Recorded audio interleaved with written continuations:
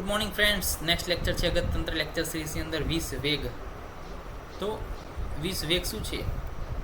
તો કે ધાત્વાંતરેષુ યા સપ્ત કલા પરિકીર્તિતા, એટલે કે ધાતુ અને આશય, અંતર એટલે કે આશય, ધાતુ અને આશય વચ્ચે જે છે 7 કલા રહેલી છે.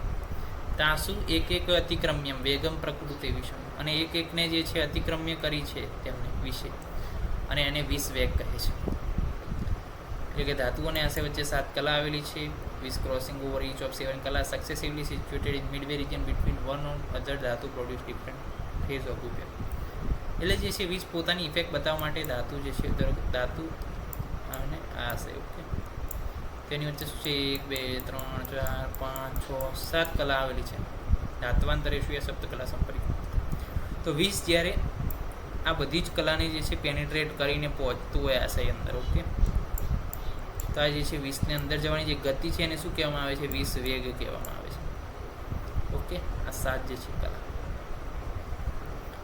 અને વેગાંતર શું છે? તો કે જે 20ને યેનાંતરણી તું કલા કાલકલ્પમ નથી, એટલે કે તે અંતરાળ એટલે કે યેન અંતરેણ, એટલે કે જે અંતરાળનો સમય છે તે તુમ કલામાંથી કાલકલ્પમ લાગતો સમય જવા માટે, ભિન્નતિ એટલે કે જવા માટે, અને ખરેખર એટલે કે સમીરણનો હયમાનમ તત્વ વેગાંતર શબ્દ વાયુથી જે છે એને મપાય છે, અને વેગાંતર કહે છે. તો કે 20ને એક કલામાંથી બીજી કલામાં લઈ જવા માટે વાયુ દ્વારા, ઓકે. જો તો આ જે કલા રહેલી છે એની અંદર 20ની ગતિ થાય છે.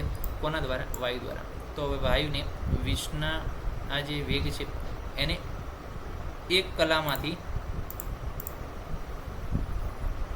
કલામાંથી બીજી કલામાં લઈ જવા માટે લાગતો જે સમય છે એને શું કહેવાય? વેગાંતર કહેવાય. એને શું કહેવાય? વેગાંતર કહેવાય. અને આખાને શું કહેવાય? 20 વેગ કહેવાય. આઈડિયા આવી ગયો?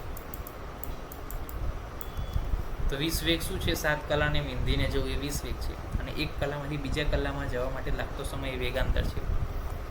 આટલો જે છે સિમ્પલ ડિફરન્સ છે. તો પંચભૌતિકત્વ ઓફ 20 અને બીજી ડિટેલ સાથે મળીશું નેક્સ્ટ લેક્ચરમાં. ત્યાં સુધી રજા આપશો. તો આજે આપણે અભ્યાસ કર્યો કે વેગ, 20 વેગ અને વેગાંતર. 20 વેગ કે જેને આખું જે છે 7 કલા જે છે વિંધવામાં જેટલો ટાઈમ લાગે, ધાતુ અને આશયમાં પહોંચવા માટે જેટલો આખો જે વેગ થઈ રહ્યો છે, 20ની ગતિ થઈ રહી છે એને 20 વેગ કહેવાય. અને જે એક કલામાંથી બીજી કલામાં જવા માટે લાગતો સમય છે એને વેગાંતર કહેવાય છે.